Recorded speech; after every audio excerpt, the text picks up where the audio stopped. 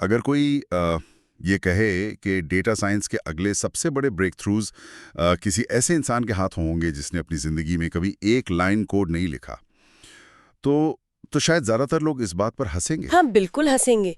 क्योंकि data analysis का नाम आते ही दिमाग में वो एक अंधेरे कमरे की तस्वीर बनती है ना, जहाँ कई स्क्रीन्स के सामने लगातार लंबी लंबी स्क्रिप्ट्स टाइप की जा रही हैं। सही कहा। लेकिन हकीकत यह है कि डेटा के इस गहरे समुद्र में तैरने के लिए अब प्रोग्रामिंग लैंग्वेजेस की नाव उतनी ज़रूरी नहीं रह गई है। तो आज के इस गहन विश्लेषण में हम उस एक टूल के बारे में चर्चा करेंगे जो डेटा एनालिसिस को पूरी तरह से विजुअल और एक्सेसिबल बना रहा है। मतलब अब कोडिंग का डर नहीं रहेगा। एग्जैक्टली और इस चर्चा की शुरुआत में ही असाइनमेंट ऑन क्लिक के सौजन्य से इस डीप डाइव का स्वागत करते हैं। आज का हमारा मुख्य उद्देश्य केन यानी कॉन्स्टेंस इंफॉर्मेशन माइनर की नो कोड दुनिया को समझना है। और हमारे पास जो स्रोत हैं आज, उनमें एक डेटा एनालिसिस कोर्स के अंश है और एक बहुत ही विस्तृत इंस्टॉलेशन गाइड भी शामिल है। हाँ, तो उन्हीं के आधार पर हम ये जानना चाहते हैं कि आखिर बिना कॉम्प्लेक्स कोडिंग के रियल वर्ल्ड डेटा पर एडवांस्ड ऑपरेशंस कैसे होते हैं। और मेरा एक बड़ा सवाल ये भी है कि क्या डेटा एनालिसिस सिर्फ उन लोगों के लिए है जो दिन रात कोड लिखते हैं, या फिर कोई आसान रास्ता भी है। देखिए, डेटा एनालिसिस को अक्सर ना एक ब्लैक बॉक्स माना जाता रहा है। जो लोग सिंटैक्स और प्रोग्रामिंग के नियम नहीं जानते, उनके लिए उस बॉक्स के अंदर क्या हो रहा है ये समझना लगभग नामुमकिन सा लगता है। हाँ, वो ब्रैकेट्स और सेमीकोलन्स देखकर ही आम इंसान घबरा जाता है। बिल्कुल। लेकिन KNIME, जो कि एक ओपन सोर्स डेटा एनालिटिक्स और रिपोर्टिंग प्लेटफॉर्म है, वो इस ब्लैक बॉक्स को पूरी तरह से ट्रांसपेरेंट बना देता है। तो इसका मतलब यहाँ हमें डेटा मैनिपुलेट करने या स्टैटिस्टिकल मॉडल्स ट्रेन करने के लिए कोई लंबी स्क्रिप्ट टाइप नहीं करनी पड़ेगी। नहीं, बिल्कुल नहीं। इसकी जगह विजुअल एलिमेंट्स का इस्तेमाल होता है, जिन्हें हम स्क्रीन पर ड्रैग और कनेक्ट करते हैं। ये विजुअल प्रोग्रामिंग का एक बहुत ही प्रभावी उदाहरण है, जहां पूरा फोकस इस बात पर होता है कि हमें करना क्या है, ना कि इस बात पर कि उसको लिखना कैसे है। अच्छा, इस पूरे विजुअल कॉन्सेप्ट को समझने के लिए मेरे दिमाग में लेगो ब्लॉक्स का एक उदाहरण आ रहा है। जैसे बचपन में हम करते थे ना, बिना किसी इंजीनियरिंग की डिग्री के। हाँ, बस अलग अलग आकार के ब्लॉक्स को जोड़ दिया। सही, सिर्फ लेगो ब्लॉक्स को एक के बाद एक जोड़कर एक बड़ा सा महल तैयार कर लेते थे। तो काइम का वर्कफ्लो भी शायद कुछ ऐसे ही मैकेनिक्स पर काम करता है। इस टूल में इन ब्लॉक्स को नोड्स कहा जाता है, राइट? जी हाँ, नोड्स कहते हैं। तो मान लीजिए एक नोड का काम है एक्सेल फाइल से डेटा को सिस्टम के अंदर खींचना। फिर उस पहले नोड को एक दूसरे नोड से एक लाइन के जरिए जोड़ दिया जाता है। और उस दूसरे नोड का काम शायद उस डेटा में से मिसिंग वैल्यूज को साफ करना हो सकता है। हाँ भाई, फिर वहां से तीसरा नोड जुड़ता है जो उस साफ डेटा पर कोई मशीन लर्निंग एल्गोरिदम लगाता है। तो एक चेन बनती चली जाती है। डेटा एक नोड से दूसरे नोड में ऐसे बहता है, ठीक एक फैक्ट्री की असेंबली लाइन की तरह। ये असेंबली लाइन वाला एग्जाम्पल बहुत सटीक है, लेकिन उस लॉजिक के पीछे दरअसल एक बहुत ही सोफिस्टिकेटेड सॉफ्टवेयर इंजीनियरिंग काम कर रही होती है। जब कोई उन नोड्स को स्क्रीन पर जोड़ रहा होता है, तो बैकग्राउंड में वो एक सीक्वेंशियल एग्जीक्यूशन प्लान तैयार कर रहा होता है। मतलब बैकएंड में कोड ही चल रहा है। हाँ, हर एक नोड दरअसल प्री कंपाइल्ड कोड का एक छोटा सा पैकेट होता है। कनाइम मुख्यतः जावा पर लिखा गया है, तो हर नोड के अंदर जावा या दूसरी लैंग्वेजेस का वो कोड छुपा होता है जो उस स्पेसिफिक टास्क को अंजाम देता है। अच्छा, तो ये तो बिगनर्स के लिए बढ़िया हो गया। लेकिन यहाँ एक डाउट आता है। अक्सर जब नो कोड या यूजर फ्रेंडली टर्म्स का इस्तेमाल होता है, तो टेक फील्ड के लोग मान लेते हैं कि इसकी क्षमताएं लिमिटेड होंगी। सही बात है। लोगों को लगता है कि ये सिर्फ बिगिनर्स के लिए खिलौना मात्र है, लेकिन हकीकत इसके बिल्कुल उलट है। कनाइम का आर्किटेक्चर पूरी तरह से ओपन है। ओपन है मतलब एडवांस्ड यूजर्स भी इसमें कुछ कर सकते हैं? बिल्कुल। अगर किसी एडवांस्ड यूजर को लगता है कि मौजूद नोड्स उसके कॉम्प्लेक्स स्टैटिस्टिकल मॉडल के लिए काफी नहीं है, तो वो सीधे पाइथन स्निपेट या आर स्निपेट नोड का इस्तेमाल कर सकता है। Wait, really? मतलब हम विजुअल वर्कफ्लो के बीच में अपना कस्टम कोड भी डाल सकते हैं? जी हाँ, इन नोड्स के अंदर यूजर अपना कस्टम कोड लिख सकता है जो पूरे पाइपलाइन के बीच में बिल्कुल सीमलेसली एग्जीक्यूट होता है।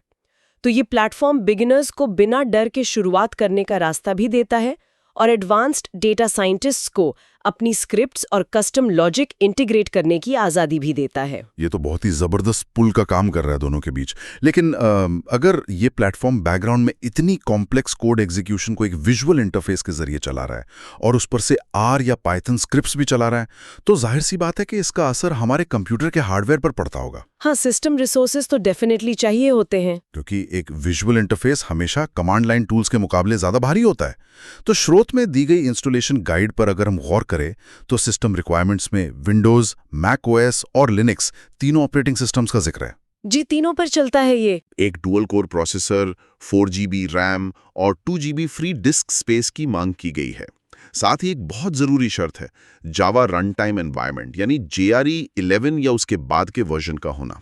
हाँ, वो JRE रिक्वायरमेंट इसलिए इतनी सख्त है क्योंकि काइम की पूरी architecture Eclipse rich client platform पर बनी है। इक्लिप्स, वो जो सॉफ्टवेयर डेवलपमेंट एनवायरनमेंट होता है। वही, और क्योंकि वो जावा पर आधारित है, काइम को ऑपरेट करने के लिए उस इंजन की जरूरत पड़ती है।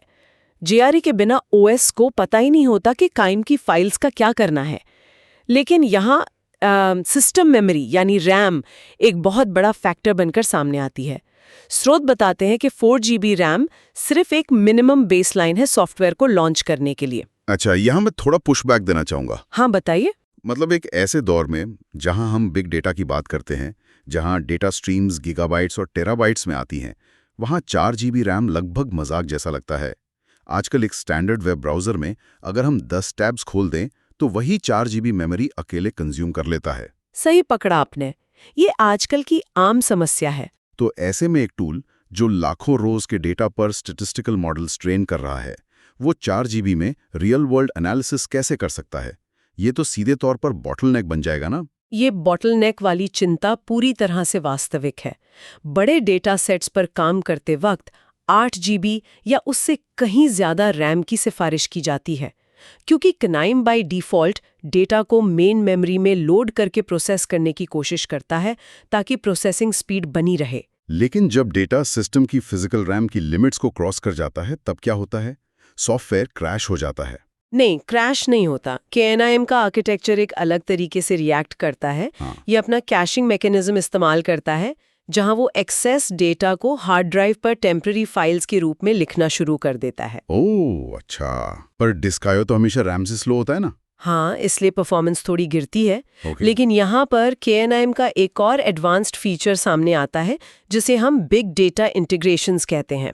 जब डेटा सेट्स वाकई टेराबाइट्स में होते हैं तो KNIM को लोकल मशीन पर कंप्यूटेशन करने की जरूरत ही नहीं होती। वेट, क्या लोकल पर नहीं करता? नहीं, इसे अपाचे हडूप या अपाचे स्पार्क जैसे डिस्ट्रीब्यूटेड कंप्यूटिंग प्लेटफॉर्म्स के साथ आसानी से इंटीग्रेट किया जा सकता है। ओह वाह, मतलब लैपटॉप या डेस्कटॉप सिर्फ एक कंट्रोल रूम या डैशबोर्ड की तरह काम करता है। तो बिल्कुल, विजुअल वर्कफ्लोज आपके लोकल स्क्रीन पर बनते हैं, लेकिन जब आप एग्जीक्यूशन का कमांड देते हैं तो KNIM उन इंस्ट्रक्शंस को SQL या स्पार्क कमांड्स में ट्रांसलेट करके सीधे रिमोट हडूप क्लस्टर पर भेज देता है। ये डेलीगेशन का कंसेप्ट तो सच में बहुत ही शानदार है।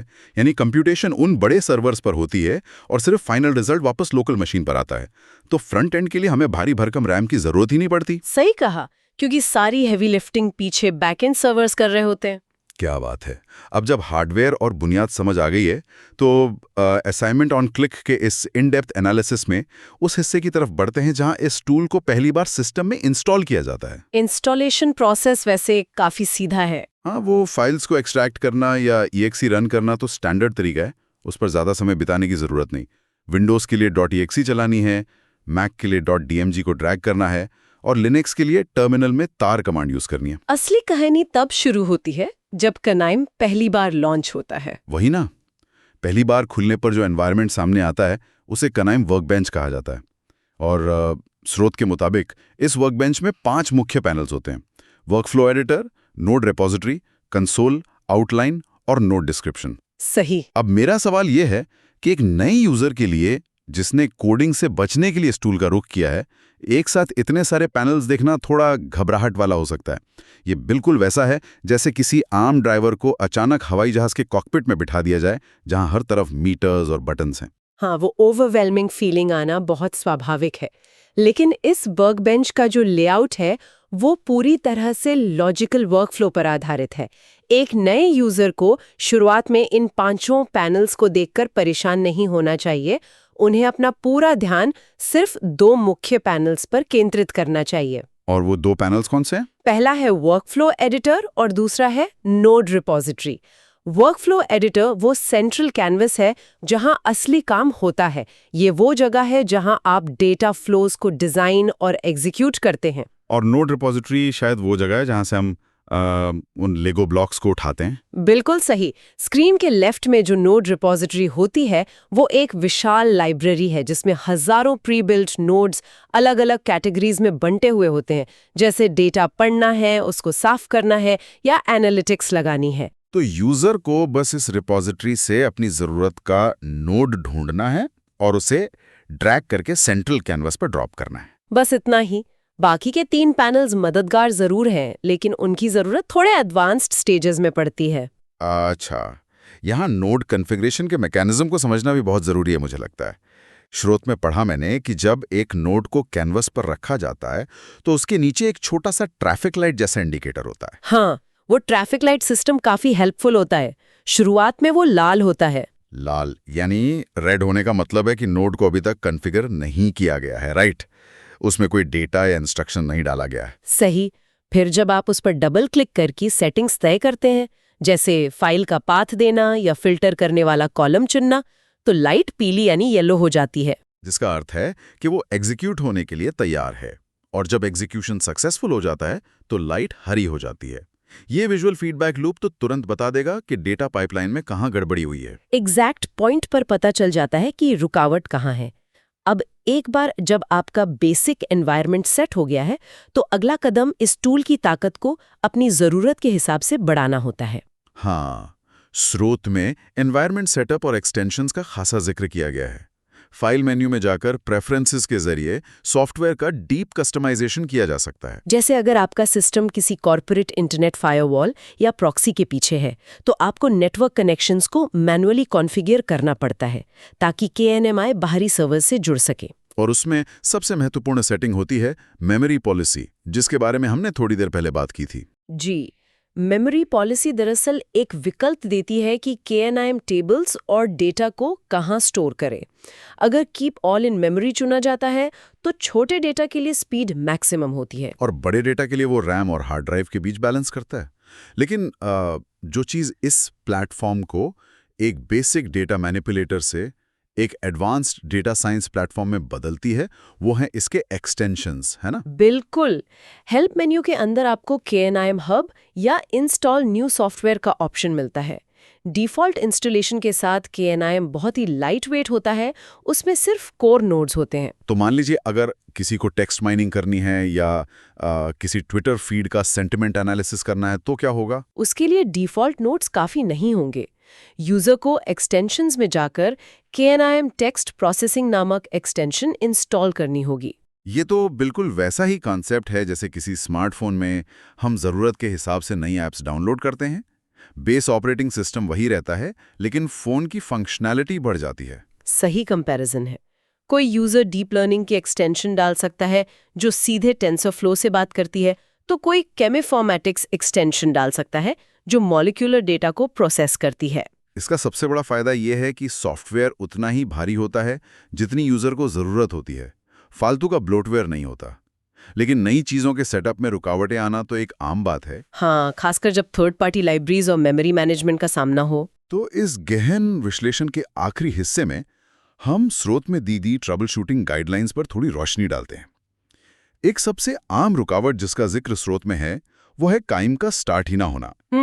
अगर EXE फाइल पर क्लिक करने के बाद कुछ भी नहीं हो रहा है तो इसका सीधा कनेक्शन जावा एनवायरनमेंट से होता है ना? जी हाँ, ऐसा तब होता है जब ऑपरेटिंग सिस्टम को सिस्टम के अंदर जावा का रास्ता नहीं मिलता। इसके लिए हमें OS के पाथ वेरिएबल को चेक करना होता है। ये पाथ वेरिएबल क्या होता है, थोड़ा समझाएंगी? पाथ वेरिएबल बेसिकली एक नक्शा होता है जो ओएस को बताता है कि जरूरी एग्जीक्यूटेबल फाइल्स हार्ड ड्राइव पर किस फोल्डर में रखी हैं। अगर उस नक्शे में जावा का पता गलत लिखा है या मिसिंग है तो काइम उस जेआरई को ढूंढ नहीं पाएगा और स्टार्ट होने से इनकार कर देगा। अच्छा, तो नए इंस्टॉलेशन के वक्त अक्सर एनवायरनमेंट वेरिएबल्स ठीक से अपडेट नहीं होते, इसलिए इस पाथ को मैनुअली वेरीफाई करना एक जरूरी ट्रबल शूटिंग स्टेप बन जाता है। बिल्कुल। अब स्टार्ट होने के बाद जो दूसरी सबसे बड़ी रुकावट आती है वो है काम करते वक्त आने वाले मेमोरी एरर्स, या जिसे जावा हीप स्पेस एरर्स कहते हैं। जब कोई बड़ा डेटा सेट लोड किया जाता है और सडनली सॉफ्टवेयर फ्रीज हो जाता है, तब क्या करना चाहिए? ऐसी स्थिति में स्रोत के मुताबिक इंस्टॉलेशन डायरेक्टरी में जाकर एक स्पेसिफिक कॉन्फ़िगरेशन फाइल को एडिट करना पड़ता है जिसका नाम knaim.ini होता है। हाँ, .ini फाइल। इसमें मैंने पढ़ा था कि एक पैरामीटर होता है जिसे -xmx कहा जाता है। सही कहा। डिफ़ॉल्ट रूप में ये वैल्यू शायद 2G या 4G पर सेट होती है, जिसका मतलब है कि जावा वर्चुअल मशीन को मैक्सिमम 2 या 4 GB मेमोरी इस्तेमाल करने की इजाज़त है, भले ही आपके कंप्यूटर में 16 GB रैम क्यों ना लगी हो। तो इसे बढ़ाकर 8 GB या सिस्टम की कुल मेमोरी के ठीक-ठाक हिस्से तक मैनुअली सेट करना पड़ता है। इस लॉजिक को ऐसे समझा जा सकता है। मान लीजिए कि एक शेफ एक बड़े रेस्टोरेंट में काम कर रहा है जहां उसके पास रैम यानी इंग्रेडिएंट्स की कोई कमी नहीं है। हाँ। लेकिन उसको जो कटिंग बोर्ड या प्रेप टेबल दिया गया है, यानी कि वो JVM हीप स्पेस, वो एक छोटे से कैफे के हिसाब का है। तो जब वो एक साथ हजारों सब्जियां काटने की कोशिश करेगा तो ऑब्वियसली चीजें जमीन पर गिरने लगेंगी और काम रुक जाएगा। ये एनोलॉजी एकदम परफेक्ट है। उस client.ini फाइल में -xmx वैल्यू को बढ़ाना दरअसल उस छोटे कटिंग बोर्ड को हटाकर एक मैसिव इंडस्ट्रियल प्रेप टेबल लगाने जैसा ही है। इससे सॉफ्टवेयर को काम करने के लिए पूरी जगह मिल जाती है। और लोग अक्सर सिस्टम अपग्रेड करने के बावजूद इन लिमिटेड सेटिंग्स की वजह से परेशान रहते हैं। इसके अलावा भी कुछ एरर्स होते हैं जो टेक्निकल नहीं बल्कि लॉजिकल होते हैं, जैसे वर्कफ्लो एरर्स। हाँ, जहाँ knaim ठीक चल रहा है, मेमोरी भी काफ़ी है, फाइल भी एडिट हो चुकी है, लेकिन रिजल्ट गलत आ रहा है या नोड एग्जीक्यूट नहीं हो रहा है। ऐसे में गलती उन विजुअल लाइंस के कनेक्शन में होती है। एक नोड का डेटा आउटपुट दूसरे नोड के डेटा इनपुट के फॉर्मेट से मैच होना जरूरी है। अगर एक तरफ से न्यूमेरिकल डेटा निकल रहा है और अगला नोड सिर्फ टेक्स्ट सपोर्ट करता है तो कनेक्शन फेल हो जाएगा। वहीं पर कंसोल पैनल सबसे बड़ा मददगार साबित होता है।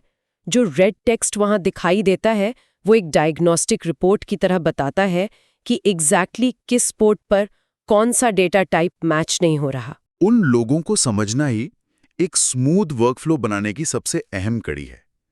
तो इस पूरी चर्चा के विभिन्न पहलुओं को अगर जोड़ा जाए तो काइम सिर्फ एक सॉफ्टवेयर नहीं बल्कि डेटा मैनिपुलेशन का एक पूरा फ्रेमवर्क है। मैं बिल्कुल सहमत हूँ। एक ऐसा फ्रेमवर्क जो शुरुआत करने वालों के लिए इंट्यूटिव विजुअल इंटरफेस देता है और एडवांस प्रोसेसिंग के लिए डीप जावा आर्किटेक्चर और हडूप जैसे प्लेटफॉर्म से जुड़ने की ताकत रखता है। सच में नोड्स और प्री कंपाइल्ड लॉजिक का ये कॉम्बिनेशन कोडिंग की उस डरावनी दीवार को गिरा देता है जो शायद बहुत से काबिल लोगों को डेटा साइंस से दूर रखती थी। सही बात है। असाइनमेंट ऑन क्लिक का इस विश्लेषण को प्रस्तुत करने और इस मुद्दे पर ध्यान आकर्षित करने के लिए विशेष धन्यवाद। डेटा साइंस को डीमोक्रेटाइज करने की दिशा में ये नो कोड प्लेटफॉर्म सबसे अहम भूमिका निभा रहे हैं। जब सिंटैक्स की चिंता खत्म हो जाती है तो पूरा ध्यान लॉजिक पर लगाया जा सकता है। यहाँ इस चर्चा को समाप्त करने से पहले एक सोचने पर मजबूर करने वाला विचार उठता है मेरे दिमाग में। अगर काइम और इस जैसे विजुअल प्रोग्रामिंग टूल्स कोडिंग की टेक्निकल जरूरत को इतनी तेजी से खत्म कर रहे हैं तो क्या आने वाले कुछ ही सालों में एक डेटा साइंटिस्ट की परीक्षा इस बात पर होगी कि वो कितनी तेजी से कोड कर सकता है? ये एक बहुत गहरा सवाल है। या फिर भविष्य में किसी डेटा एक्सपर्ट की असली कीमत सिर्फ इस एक बात से तय होगी कि वो उस डेटा से कितने सही और गहरे सवाल पूछ सकता है। जब टूल ऑटोमेटिकली डेटा पाइपलाइन बना सकता है तो ह्यूमन इंटेलिजेंस की आखिरी बची हुई जगह शायद सिर्फ इस इंटेंशन में होगी कि आखिर हम ढूंढ क्या रहे हैं। इस विचार और इन सवालों पर गौर करते रहिए। सुनने वालों के लिए आज का ये गहन विश्लेषण यहीं संपन्न होता है।